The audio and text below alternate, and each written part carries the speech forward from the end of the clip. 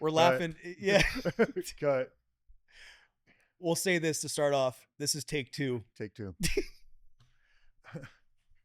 Anyways, we're back in the JVR studios, the JVR experience. Oh. Oddly enough, to the listeners, I I fucked up. Mm. We were deep in the story and noticed that the audio wasn't recording. So here we are again. Round two. I have Mr. Nokey here as for episode 3 as a guest. I it's honored. I'm honored to have him here. For the simple fact is the last few years that we've known each other, he's helped me tremendously with getting my best friend clean, Alec, and to see the waves that you make in the community. It's it's really cool, man, to see the impact that you make. Um, I think sometimes without even knowing it.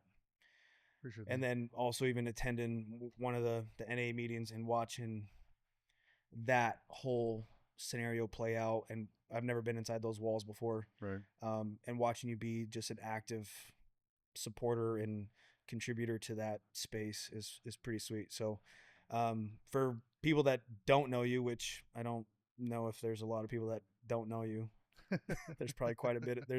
You have a lot of support, man. I do. There's I the do. whole community knows you, and what you do. Um, so if you want to just take a quick second just to introduce yourself and what's got you into the seat. Yeah. I'm Noki. I'm in long-term recovery. Uh,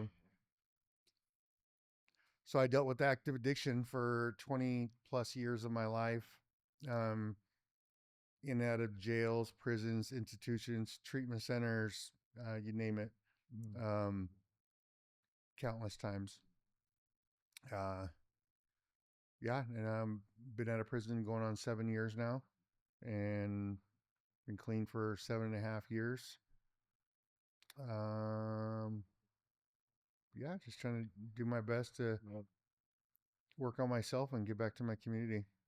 Yeah, And you're doing a damn good job at it, man. thank you, It's thank you, pretty badass to see. It's cool.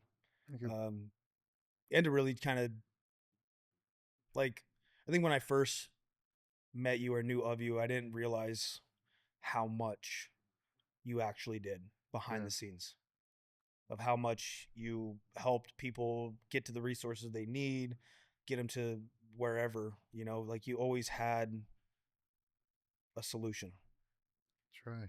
you know. So Try yeah, to stay because solution focused. It's dude, it's yeah, so true. I mean, you did it when we found Alec.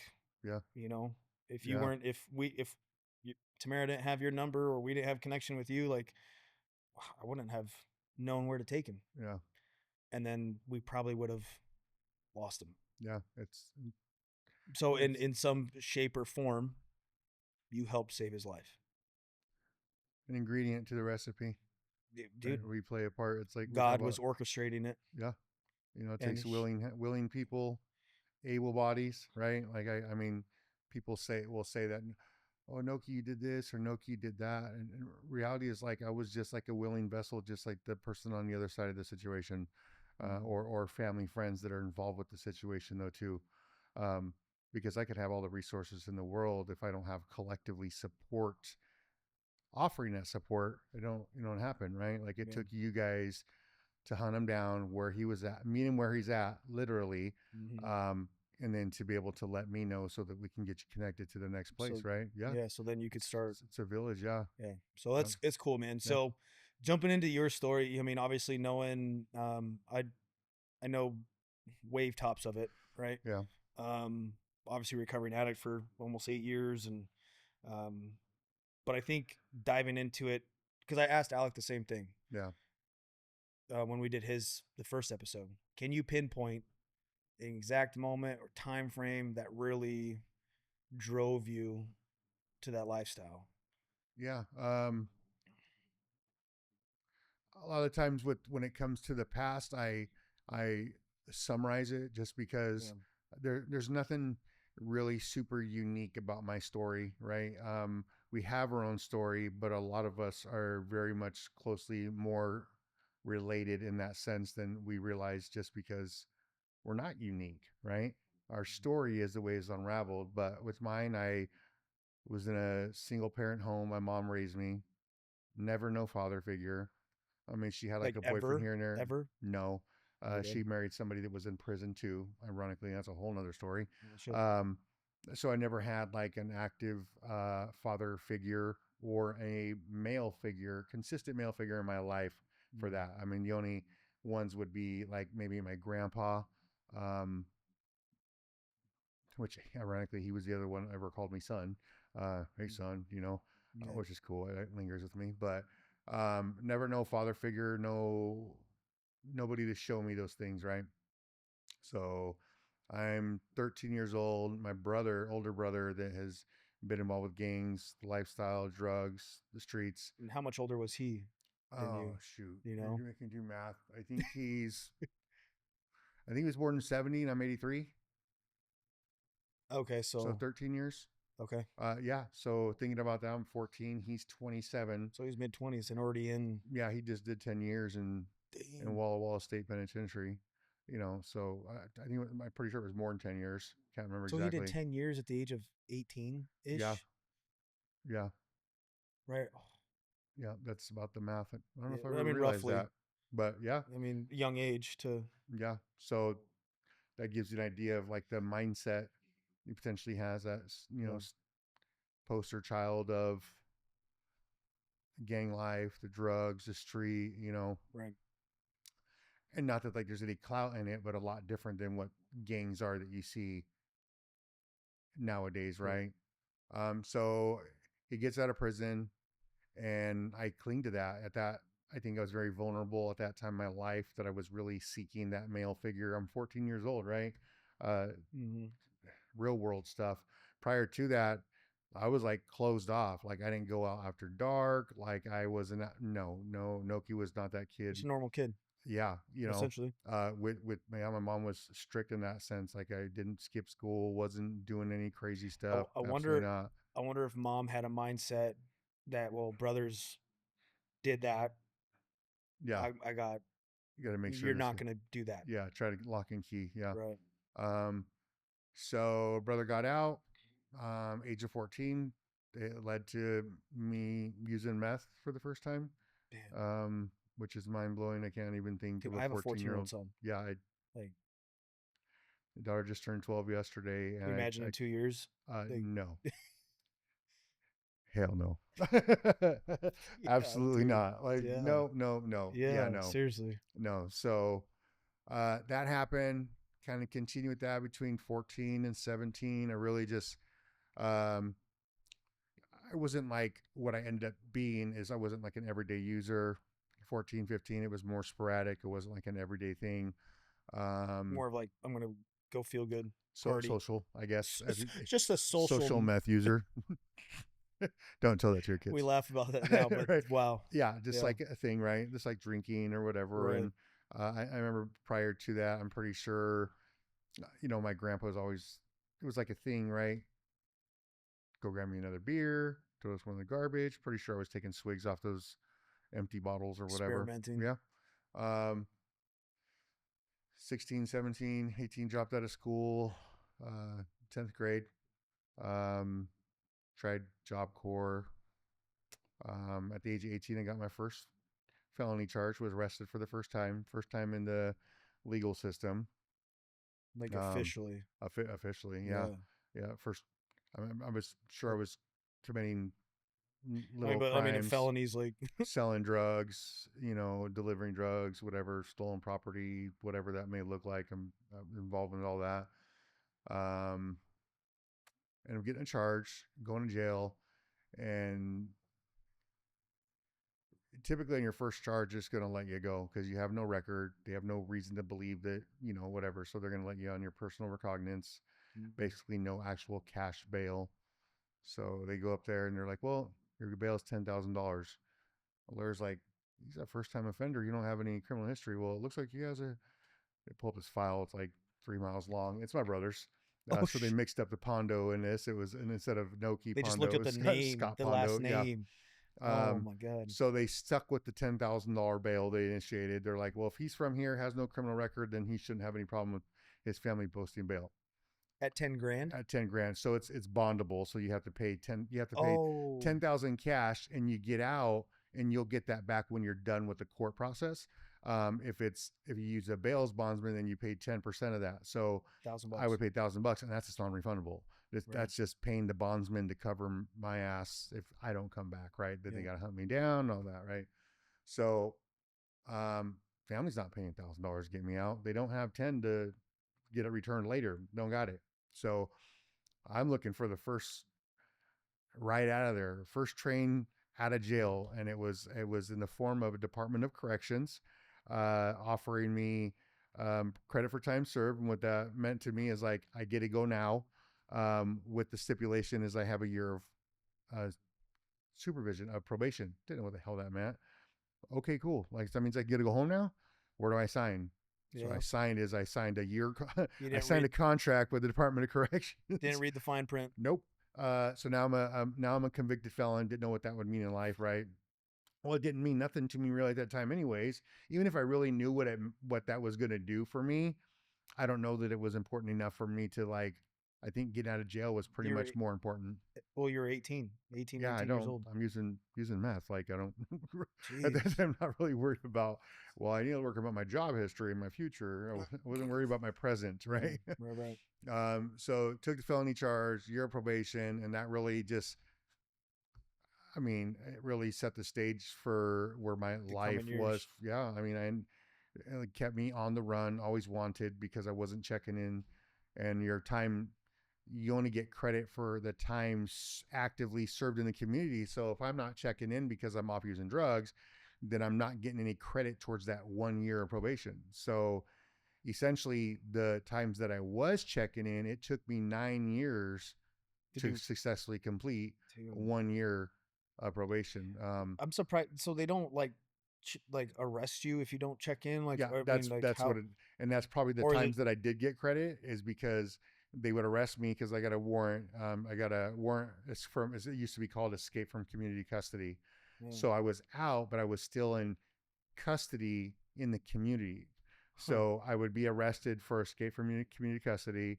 I'd go see one of the people from Department of Corrections. Mm. They give me a stipulated agreement: don't do drugs, do this, we'll let you out. We're going to give you 30 days violation time. So I sit in jail for 30 days, enough for me to clear my head, get out.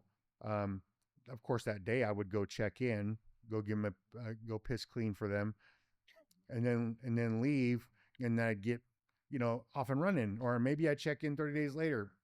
Not Damn. really though. So kept running and doing that for, took 9 years to complete 1 year, and then did multiple years of those. If you added those 30 days, 60 days, 90 days of violation times that I did, it it rounded up to almost 3 years Of of county behind of going to of county jail time. time. Yeah, for Damn. a split decision because I wanted to get out of jail.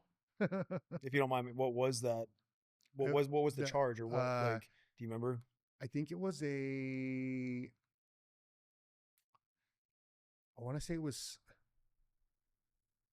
a second degree burglary. Oh, Yeah, and that was a whole. It took a plea bargain. Like if yeah. I wasn't worried about getting out and using drugs, then I probably could have beat the charge. It was just like circumstantial stuff. I was in a house people moved out of, but I was there with them. They moved out of Wow. it. Cops caught me there, but I wasn't trying to get caught because I had you know, drugs on me and such, Yeah. right? So Damn. yeah, Geez, so that leads you into your kind of early mid 20s ish, yeah. It was right? 18 when I got the charge. It But was then at age 18, and that literally, that's where around so that time, 17, 18 is when I would say 19 that is drove when you I was full blown addicted. addiction. Yeah, Yeah. using every day. Every day was about using and finding the ways and means to get more. No matter what it Yeah, meant. yeah, Yeah. Jeez. yeah. Hustling, selling drugs, whatever it took. And that did that lead you because you're age wise, you're 41 now. Yeah. And so we've been clean for 7.5 years. So so I guess once you got clean or kind of through those years, like just for because take two, right? But we've already kind of talked about it. But Yeah, like I want people to know and understand because it's probably more common than a lot of people think. Is you had mentioned you had kids yeah, in that time frame yeah, of being addicted, yeah. and in active addiction.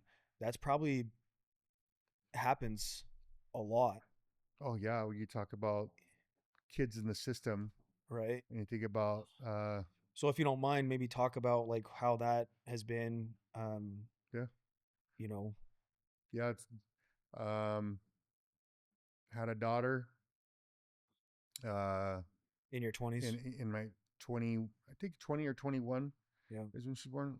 Looking back on that, 21. And was mom Mom, mom, in a, mom in active addiction as well. okay, Ultimately, child was removed from our custody because we were, family placement with my sister right. during that time. Um, and that really started that whole uh, part of my story as far as like the people always say I lose a lot of things in my addiction. Um, I put it as I gave them away because at some points I had a choice, and if I Mm, didn't make the choice to keep or get them back, I ultimately gave my children away. Um, and I without can, in the yeah, moment knowing in the it, moment knowing, yeah, right? um, chose drug over my child. Um, there was attempts. I can't give myself any credit. There was small, short-lived attempts of getting clean, being sober, trying to navigate the legal system with my probation violations and Department of Corrections and pending cases during that time. So many hoops.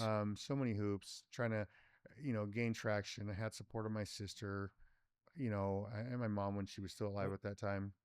when you were trying to jump all through those hoops, did you feel like it was just this Yeah, is too much, man? yeah, This is just too much. I can't yeah, do it. yeah. I mean, looking back on that during that time now, fast forward, she's a year, 2 years, three, like trying to deal with that a year, 2 years, and then less than a year, about a year after she is is born, is I have another You're child, a okay. son. Um, Same scenario. They ultimately he ends up with his biological uncle on the mom's side. My daughter ends up with her biological aunt on the mom's side.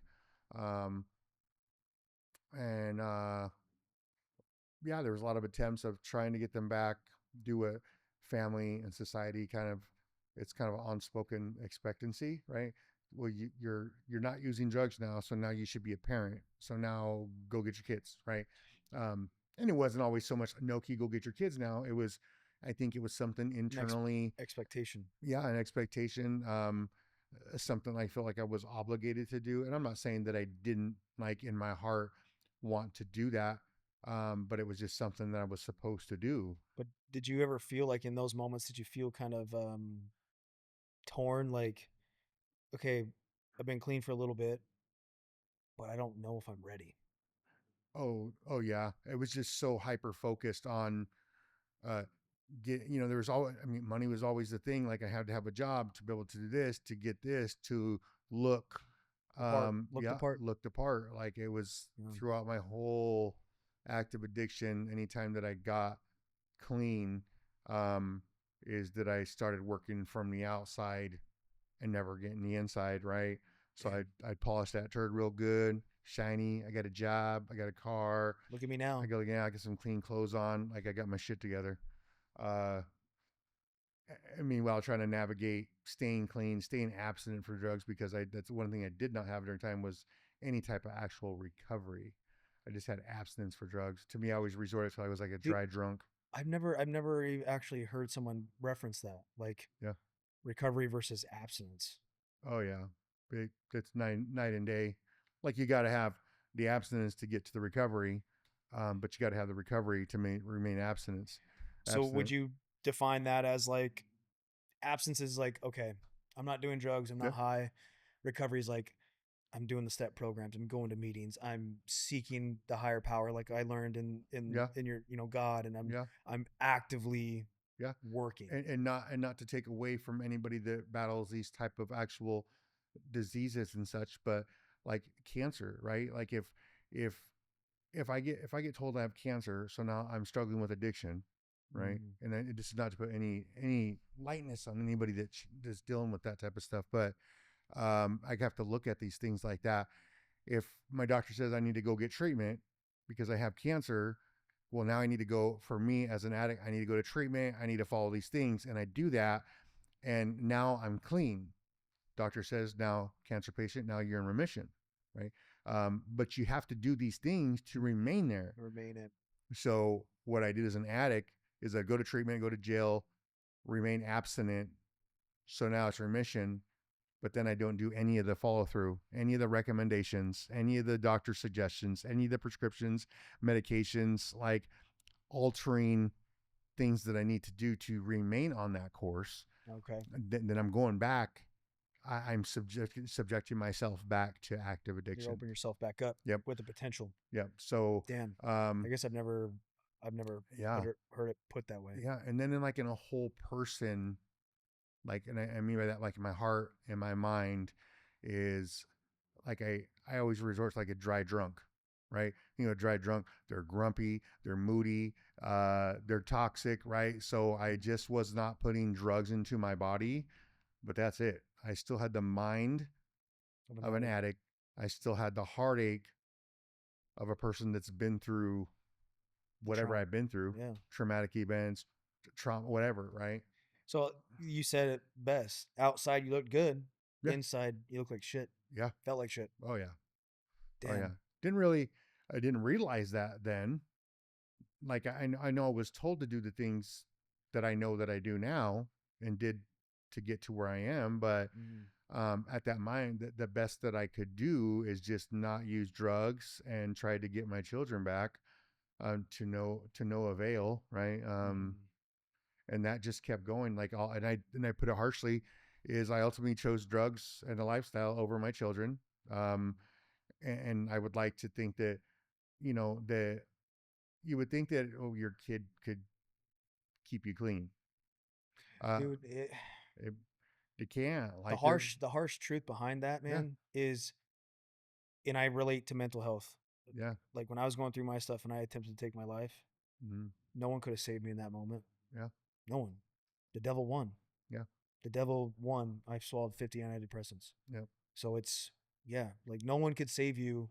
And it's hard to say, man. yeah, That's hard to admit. That is hard to like hear, yeah, because you want to be like, "Oh yeah, no, you could do it. Just think about your kids. Think about the life that you could have." yeah, You don't and think about that shit. no.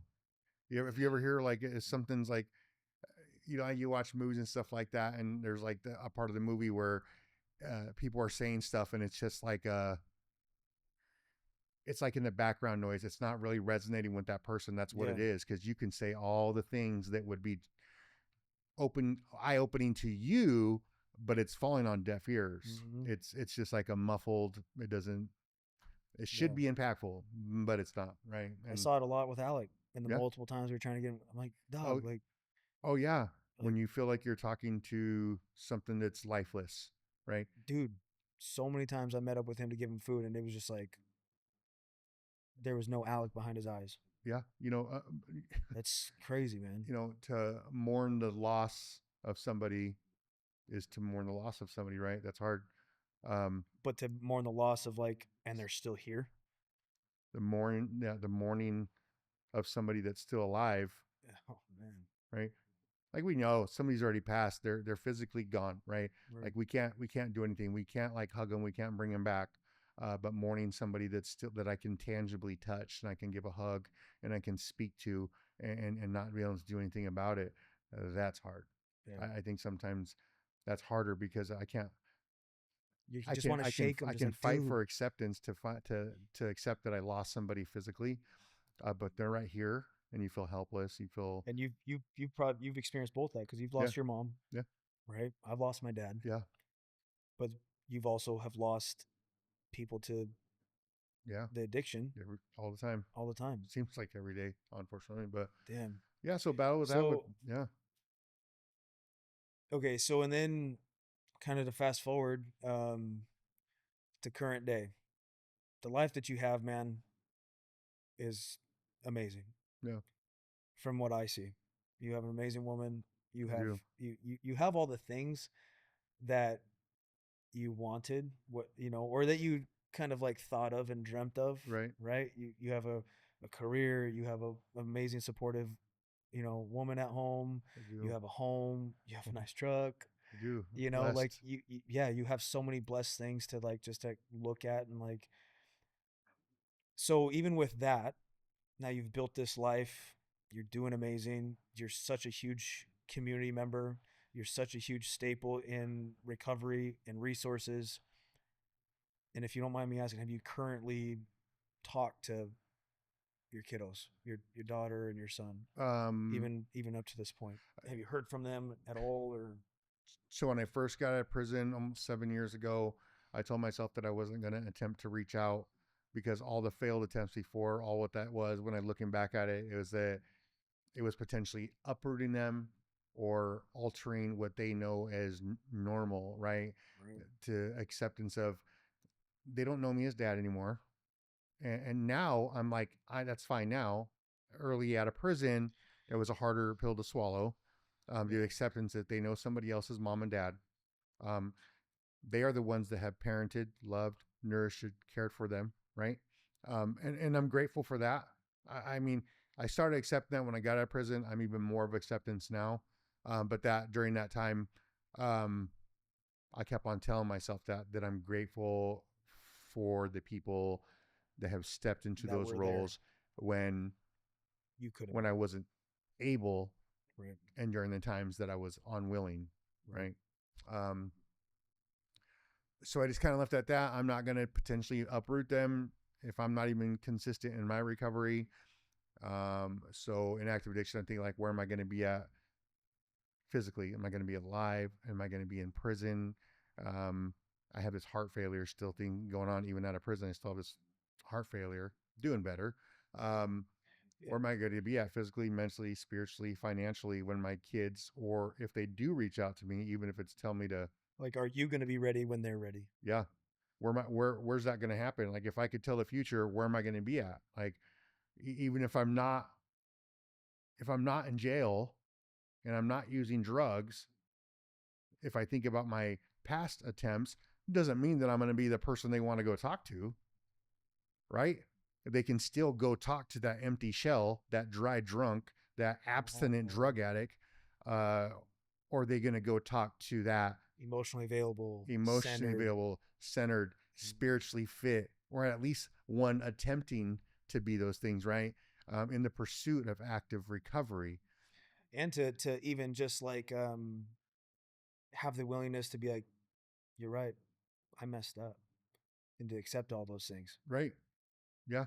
because that comes back to the emotional and the spiritually and everything, and willing to accept our shortcomings Yeah. and take it on the chin. Yeah. You know, And that's so I my biological daughter, her mom, yeah. she's the only one that ever responded.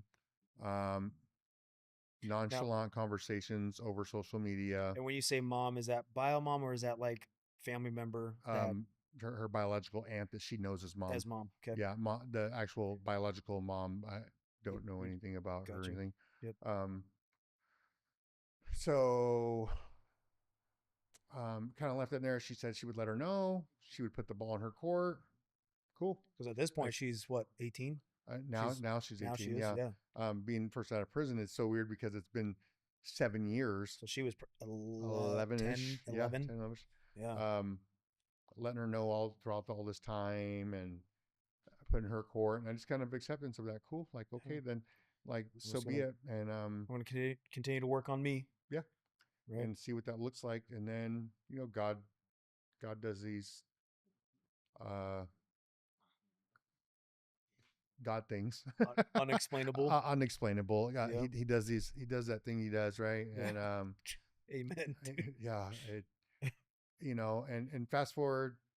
After she turned 18, um, she reached out and said, "Hey, hey, What my name's Cat. My she daughter. did? Yeah, my name's Callie. I think you're my dad." I said, Dude, "Hi, oh, right? Yeah." Um, and holy I'm fuck, like, dude. "Yeah, I am." And it was Did she have your last name or no? no, she has her biological mom's Okay. last Okay. name, and I'm like, I am. Hi, is it through social media text message, right? Like, um, Dude, and what did you was what it just unprovoked? It was like just dude, I could not full imagine, transparency, man. man. Like, Oh, dude. it's weird because that is that in itself, the reunification of my children and being a father to them and being available was like something that I fought with for so long, man. That guilt and shame associated with all that um, is what kept me loaded for so long. But honestly, man, I had done so much work on myself internally, like the You inside, were ready for it. here and here. I I took it like a punch on the chin. Like that's just what it is. What it is. Mm, Um, I at the same time is like you hear the concept of like you parent out of guilt, right? yeah. That's a common thing with people in recovery is that they did so much wrong that now they have the opportunity they're going to overextend, do more than they should, and parent out of guilt, almost in a unhealthy manner. Yeah. Um, I'm grateful that I didn't have to respond in that way. She knows who I am. She knows how to contact me. Our few messages back and forth haven't accumulated into anything big. Mhm. So here's the plot twist in this, in where there's different emotions assigned to associated with this now is God works in mysterious ways, unknowingly. Going on 3 years ago, I got reunited with an old friend that we had known since early childhood. She Mhm. lived with her dad by my dad. That I really didn't have a part of his life with my half brother during that time. Um, her name is Megan, which is my partner now. Oh, So we got reunited as yeah. old friends. Yeah. And I just met with her, and it's just a side story, right? But it's Mhm. like now my main story is met with her, went to her grandparents on Christmas. Uh, her daughter came up to me and was showing me this little game system. Then I don't know what the hell they're called, little Switch, Oh, so right? yeah, yeah. Show me this little fucking little duck game, bro. Like I don't know what the hell it was. Uh, but she like imprinted on me, dude. Like this little girl was showing me this, and there was something about that day. And then as I'm sitting there talking with Megan, her daughter, her grandparents on the table, at the table, kitchen table on Christmas Day. My mom passed on Christmas, so Christmas has always been difficult. Yeah. So all these things, uh, God had closed a bunch of doors to And then open this one, and I didn't know what he was doing. But he was just over here. He's like, look what I can do, right? And he's lining these things up in my life. He has me in this house with this elderly couple that remind me of my grandparents.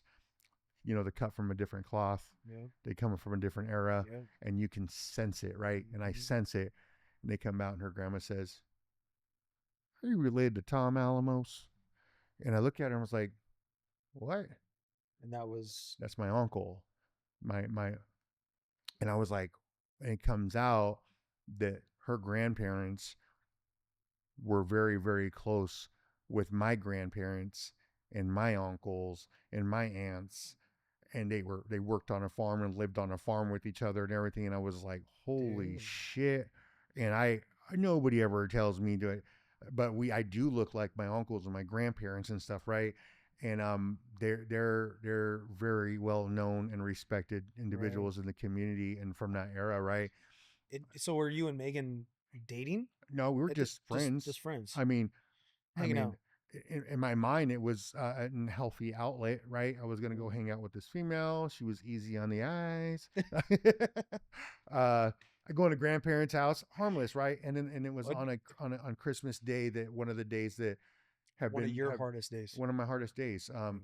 A little bit easier being in recovery, but one that could What? be easily be lonely, right? Yeah. So I Well, go over yeah. there, do that, I've always been receptive to what God does in my life, right? And is like I don't take anything for granted, and I look at these small little things, and I'm Yeah. overly optimistic a lot of the times. Like, Right. whoa, this is cool. That comes out. This little girl starts showing me these things.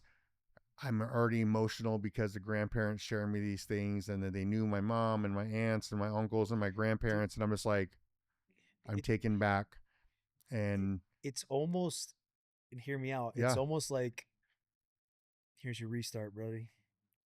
Like, yes, you know what I mean? oh yeah, Like here's your replay. Here's yeah, here's I think in that moment, and correct me if I'm wrong. This is just because this is the first time I'm hearing all this stuff. yeah, This is crazy, dude. yeah. But like from what I hear is like, you had mentioned you had missed the opportunity to be the dad, Mm-hmm. right? But now you're presented with this opportunity Yeah, to be the dad that you know yeah. that you can be. And there was numerous, not numerous. There was another time or two with other um, females that came across my path that have children, and that was like the inner year. I usually say like all I wanted to be in life was to be a father and to be a husband. Yeah, The things that I know that I missed out on, yeah, that I essentially robbed myself of, right? yeah, So lingering through recovery, knowing that I'm doing all the right things for the right reasons, and I'm really more than just polishing this fucking turd. I am really working on myself so that I can be that person that anybody wants to be a part of. So these opportunities, you see, there was a female maybe, and they had a child, kid involved or something like that. In the back of my mind, like I'm not trying to jump in there and be stepdad, but a part of my heart is back there like yeah. like Right, I don't, you don't know how to be a father, don't want to like that, but I know what I missed, like right. just being present in a child, and I have a yearning for a child to be in my life. Yeah, Even when I have friends in recovery with their kids, when I interact with them, that's precious to me, right? yeah. That's somebody else's child, like, Right. so I hold that very It closely. hits different. Yeah. Yeah, So with that have always on my mind, this situation looked very different because the on this cold grandparents, Christmas day. The grandparents, the smell, the nostalgia, her the just the age difference, the age of her grandparents was like the age of my grandparents before they passed. So the look, the character, the essence, her grandpa Elmo like was just dude, they're just cut from a different cloth. they You are. can, It's a different generation, and then man. that all that comes out and all this lines up, and I allow God to work in my life differently in times, and at that time is God was like literally putting this child in my arms, and I didn't know it. And I branched off to say that because he literally, it's a cliche, right? Like God put you in my life. God blessed me with my family. It was at that divine intervention, at that divine appointment, that God literally planted a family into my lap. And how long ago was that? Um, Christmas Day, almost 3 years ago, so 2.5 years ago. So I went from that. Um, by the Another side story. The following month in January, I have plans to go to Mexico to have bariatric surgery because I'm working on my physical health now. Because Oh in yeah. recovery, I gained a lot of pounds, almost 470 pounds. Um, so I'm going to Mexico. In the midst of Mexico, she's trying to find her own place with her daughter.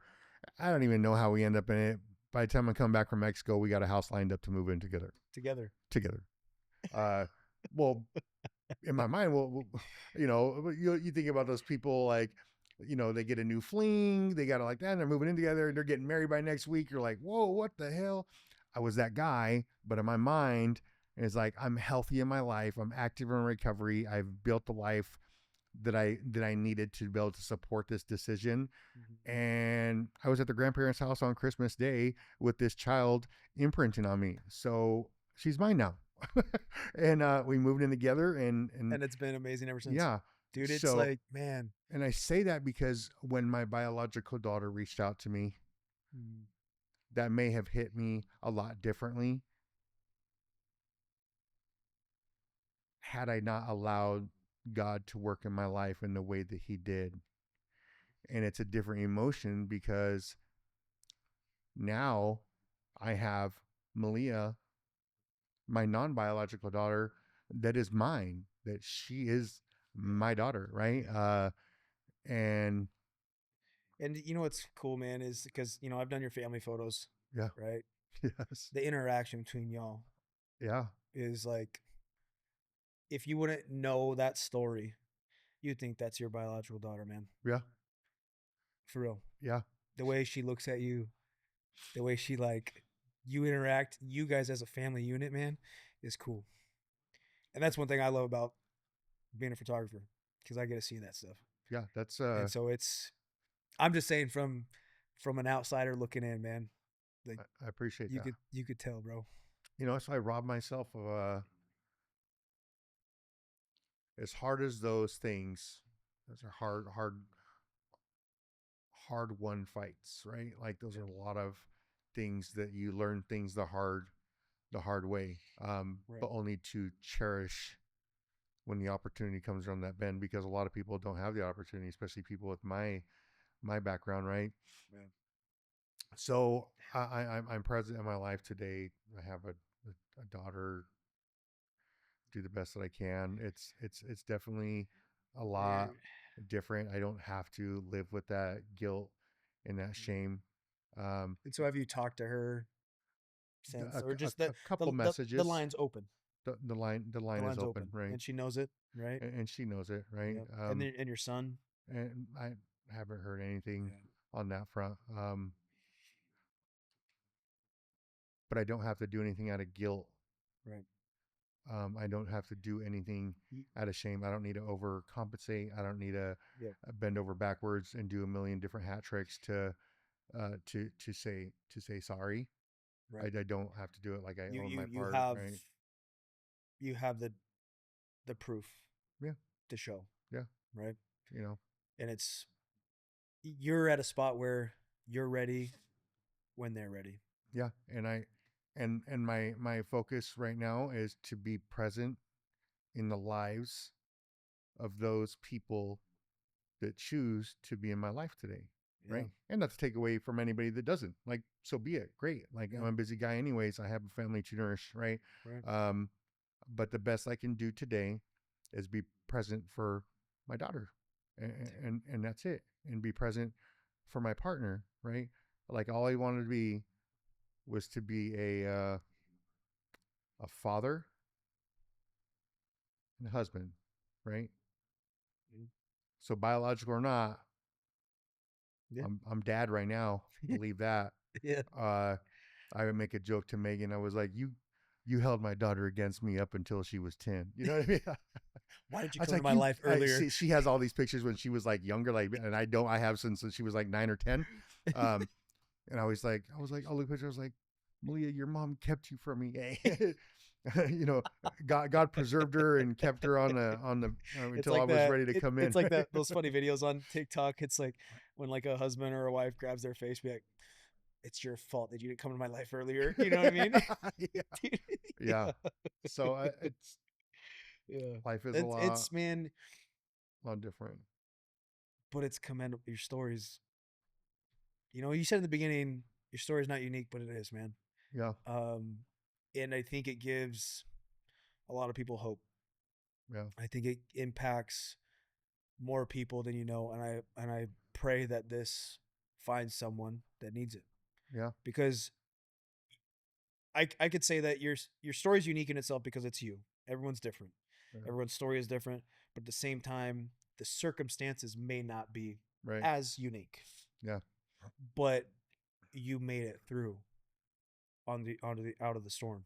Yeah. You got up out of the hole and you Yeah. made it on top of the flat land, Yeah. right?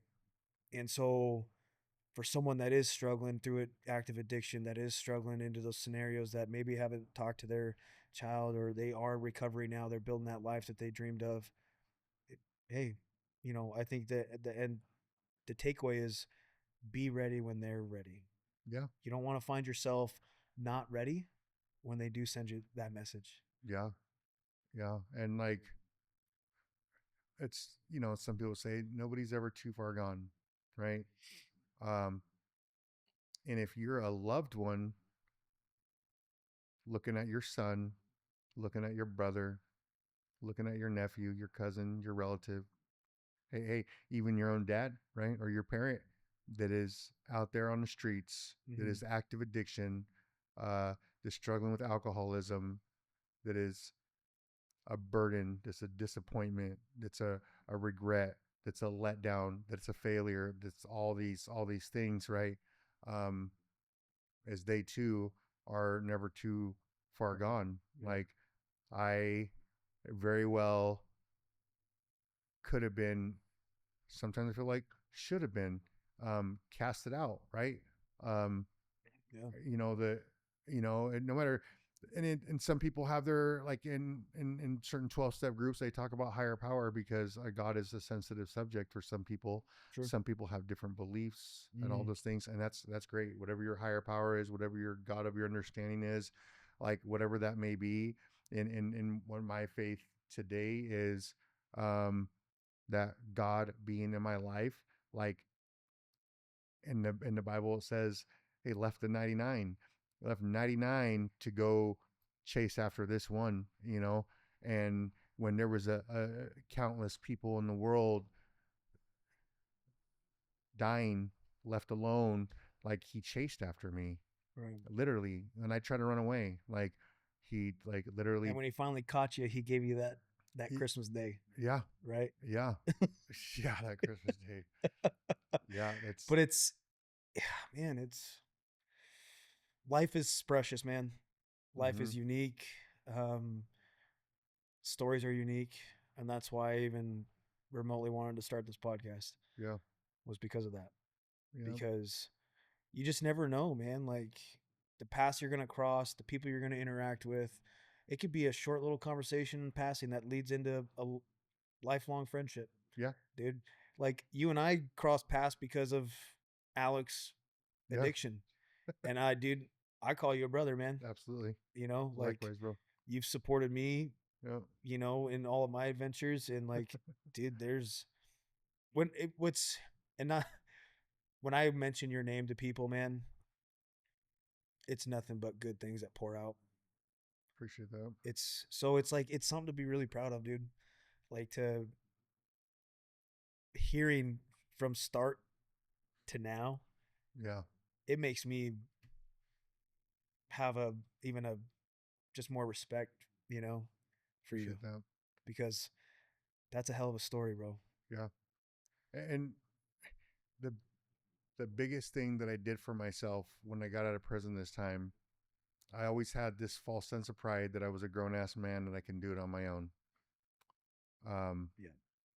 but if you heard false sense of pride, Yeah. um, Because that's what society does, right? right? I'm a grown man. Beat on my chest. I got Yeah. this. I Yeah. got this. I got me. I don't need I don't nobody. need no money. Fuck everyone else. When I got out, when I Yeah. got out of prison and I was clean, and not to say that I was clean because I was in prison.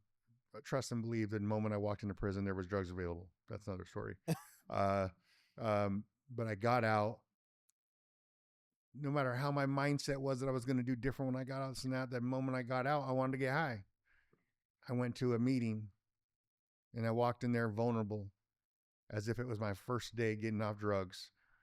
And I said, "Help me! I need help. I can't do this alone. I don't know what I'm going to do, but I know that I need support." Right. And collectively is Like I get that a lot. I get that a lot. Like I'm grateful. Like it'll blow my head up a little bit, just enough for it to deflate, right? Mm. Um, because that a lot of people will come across and they'll think differently. Me, right? Like don't don't let what you perceive as um, cocky or Mm. whatever you may somebody may view from the outside in. That's just me confident in myself in my life for the first time Ever. Yeah, ever, dude. right? And you Like deserve that. Damn it. I Like damn it, that's right. it's fun. Like I'm like shit. Like I worked hard for this. Like as confident as I can be, I'm humble enough to know Yeah. that even going on 8 years in recovery, I still cannot do it alone. Yeah. And I did not do it alone. And And it started with 12 steps and self reports and recovery group. But now the work's never it's done. yeah, and what Yeah. who has lifted me up is collectively not just people in recovery but my community, Hmm. because my community, and I mean that by people on social media, people in the community, agencies, community partnerships, like those people have really supported me because they've opened up their mind and they've opened up their hearts to a different pathway, not just for me, but our community, Hmm. right? Because you can Yeah. open the minds of somebody to a different perspective Right. that doesn't just affect me, it doesn't just benefit me. It's affecting our community. So as much as our Yeah. community, we're going through a lot of stuff right now, and there's this I'm on both ends of things, right? I'm a Yeah. person in recovery with lived experience, but I'm also a productive member of society, though, too. So I'm on both sides of that street. Yeah. Um, I could see both ends of things, but collectively, our community has come to a different place to where they accept lived experience, right? Right. Yeah. And I still don't You're do the it alone, voice, man. right? Yeah, You're the voice, yeah, dude. yeah, It's cool, man. yeah, It's something to be proud of, dude. Like yeah, I think you did that's a great point. Some people, when you post things on social media and you're like, cuz proud moments, man, you want to share with people. yeah, When people on your Facebook or whatever, like those are some of your greatest cheerleaders, yeah, right? Um and it does feel good to knowing that where you were to now where you're at. Dude, you deserve to be fucking proud. yeah. And Thanks, whatever yeah, that looks like, yeah, right? yeah, Prime examples, like I remember I posted a picture of like, outside my house at, 4:30 in the morning, just like grateful, right? Like like I had I paid my wife's rig off and different things like that I worked my butt off for. yeah, The studio, just everything that I got my hands in. yeah. It doesn't come overnight. No, It's not something that comes easy. no, And it's not something that like you get if you're a closed-minded person, yeah. Don't, right? yeah, don't put yourself in a box. Like you said earlier, don't Yeah, back yourself into a corner. don't Don't. do it. I remember I seen a Facebook shit, my own Facebook post for inspiring me shit from I got out of prison nights, Those memories. yeah, they'll come up. I'm like, damn, that was moving, bro. Like I had a picture. Long story short, I was blessed with somebody in recovery, connect me with somebody else in recovery, and I got this like '98 Chevy Astro van. I box van, you Yeah, name it, green, missing the yeah. back seat, doors didn't work on all the doors. I started doing homeless outreach out of the back of that thing, getting donations, doing outreach out here, running around. And I did like a few months ago or something like that. It was one of my old posts from like 2019, 2020. Yeah. And I'm coming around, I'm working at Sherry's, I'm flipping burgers, minimum wage, that type of deal, right? And I have to go open at Sherry's at, crack of dawn. And I go outside around the corner and I look at my van, and ghetto and old as it was, it had a little patina in it. So It was it yours, was though. mine. And I came around the corner and there's a picture, there was a sunset and it was looking right over my van. And I came around that corner and I looked at it and it was a God moment because I was grateful, dude. I started weeping. I get in my van and I took a picture of that and I was like, and I'll have to find that post and share it with you, bro. But I was like, Yeah. as much as how ungrateful or how stand still my life can be, or feel like I'm not making any progress, I come around a corner, I see God's creation, this beautiful sunrise casting onto my old beat up van, Yeah.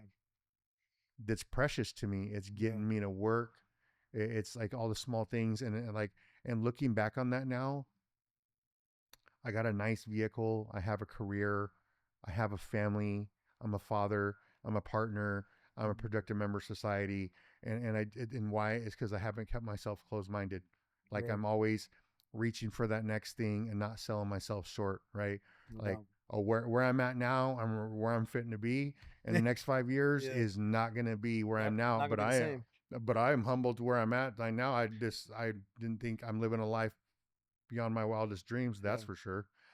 Yeah. Uh, And it's not like it's some crazy outlandish life either. You know what I'm saying? It's not like yeah, people think you got to be this big house and the fancy car nope, and all this. Nah, yeah. brother. I don't own a house yet. Like, Yet, right? yeah, Yeah, I right. didn't have a But it's just it. fuck a truck payment, but I'm like, I didn't have a truck yet, and now I do. I'm like, well, careful what you Yeah. wish for. But being able to be in a position to make that payment Yeah. is an accomplishment, Oh yeah. right?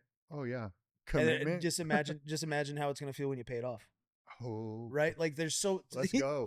you know. So for real though, like Yeah. don't get it twisted. You don't have to be in a mansion. You don't have to have a crazy nice car. But guess what? If you have the staples of your life that you didn't have prior to, it's a blessing, man. You know, the greatest asset that I have in my life today Mm. is me and the freedom of the shackles that used to bound my mind. Yeah. Because I and don't get it Flex. wrong, like I need the little things in life, right?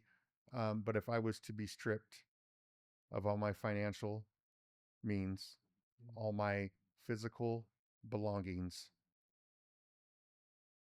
don't take my family, right? Yeah. But if all those things, like I'm free of the mind, Yeah. and that's it. And I've got myself back, Yeah. and that is the thing that I'm That's scared of losing the most, yeah. right? Because Um, without you, you don't got any. You know what I'm Nothing saying? else, Nothing else is possible. and that's a God Yeah. shot right there. Yeah. You know what I mean? Like a God first. Yeah, crazy. Your story's inspiring, bro.